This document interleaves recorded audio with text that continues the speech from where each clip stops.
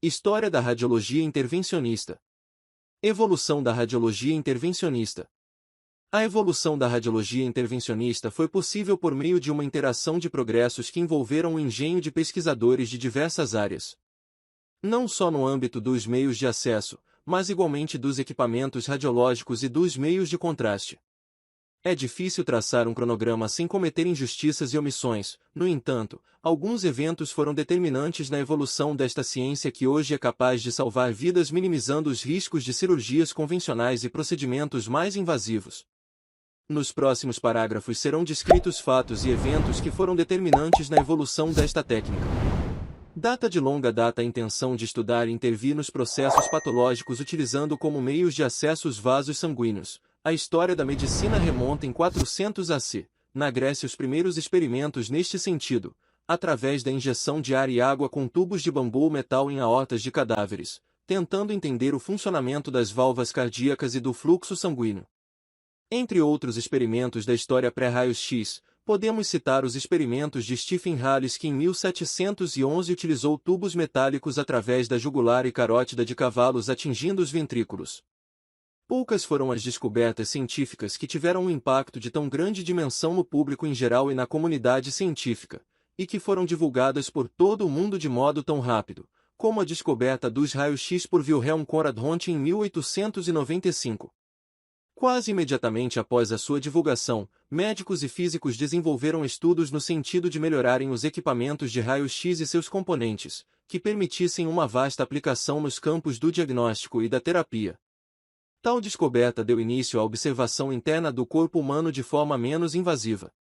Logo após a descoberta de Röntgen, em fevereiro de 1896, Eduard Aschek e Otto Lindenthal, em Viena, Áustria, demonstraram ser possível a visualização de órgãos recorrendo a substâncias radiopacas. Injetaram uma mistura de carbonato de cálcio, mercúrio e petróleo no sistema vascular da mão amputada de um cadáver, realizando o primeiro estudo angiográfico. Thomas Alva Edison, que no início de 1896 iniciou os seus estudos sobre raios-x, deu início aos estudos da fluorescência exibida por determinadas substâncias sob a desta radiação, e verificou que o tungstato de cálcio era 8 vezes mais fluorescente que o platinocianeto de bário utilizado por Röntgen, constituindo a melhor escolha para uma intensificação do ecrã, e permitindo a obtenção de imagens mais detalhadas. Desenvolvendo, assim, um instrumento a partir do qual o corpo pudesse ser imediata e diretamente observado, a partir das sombras obtidas pela radiação, sem que, no entanto, não fosse necessário recorrer a placas fotográficas, mas sim ecrãs fluorescentes, não havendo necessidade de aguardar pela revelação do suporte fotográfico. Foi dado assim o início da utilização da fluoroscopia. Em 1919 o neurocirurgião norte-americano William E. Dund iniciou o estudo dos ventrículos cerebrais com introdução de ar em seu interior. Desenvolveu a técnica da pneumoencefalografia. Esta técnica permitiu ao neurocirurgião localizar um tumor a partir da análise do deslocamento do ar nos ventrículos, onde o fluido cerebroespinal é substituído por ar para dar forma à imagem radiográfica do espaço ventricular. Até a década de 1920, a maioria dos trabalhos publicados sobre estudo radiológico vascular era realizado em cadáver e alguns poucos com animais experimentais, devido à toxicidade dos meios de contraste existentes. A partir desta década a indústria farmacêutica começa a desenvolver os contrastes radiológicos, e começam a surgir os primeiros compostos iodados para fins de contraste radiológico, tornando os procedimentos mais seguros em seres humanos.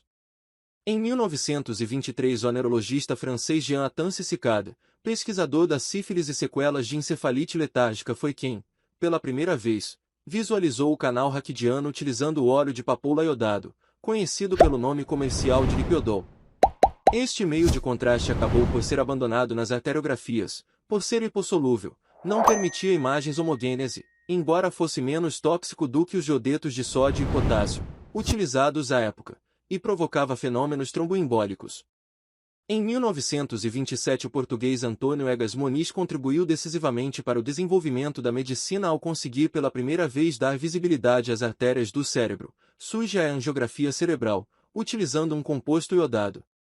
Em 1929, Otto Theodor Força, médico cirurgião alemão, foi pioneiro no desenvolvimento das técnicas de cateterismo. Inseriu, sob anestesia local e arriscando sua vida, um catéter em uma veia do próprio braço, e foi capaz de posicioná-lo em seu coração.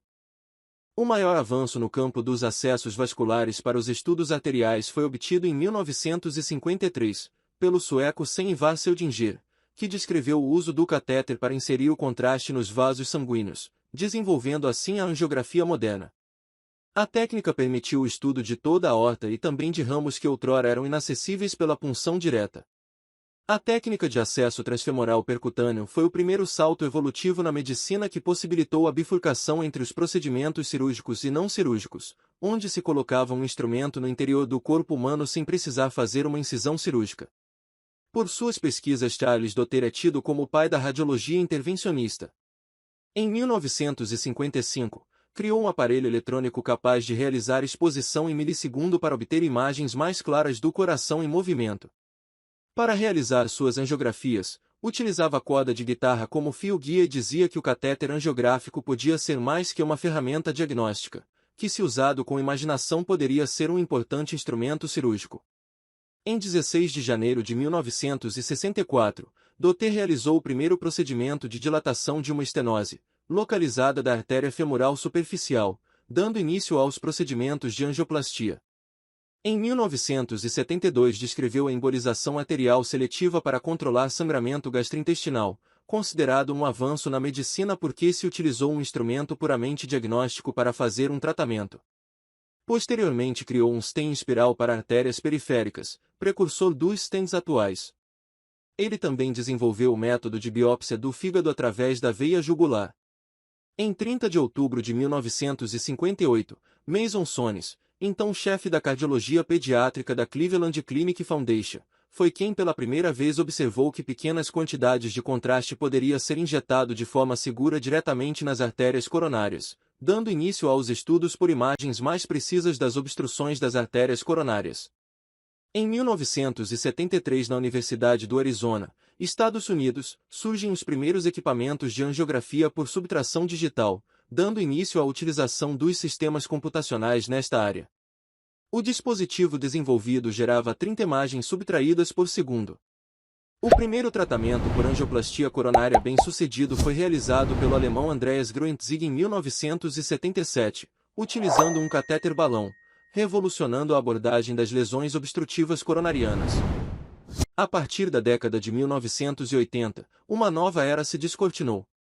Houve um rápido desenvolvimento da radiologia intervencionista, cateteres, fios-guias, balões de angioplastia e stents, que aliados à genialidade dos pesquisadores, fizeram e fazem nascer, e se desenvolverem, técnicas fantásticas e inovadoras de uma gama de novos procedimentos por via endovascular. Atualmente várias patologias vasculares e não vasculares podem ser tratadas pela radiologia intervencionista, tais como doenças arteriais obstrutivas com alto grau de complexidade, hemorragias, tratamento de tumores através das embolizações, tratamento do aneurisma da aorta abdominal através de endopróteses, entre outras.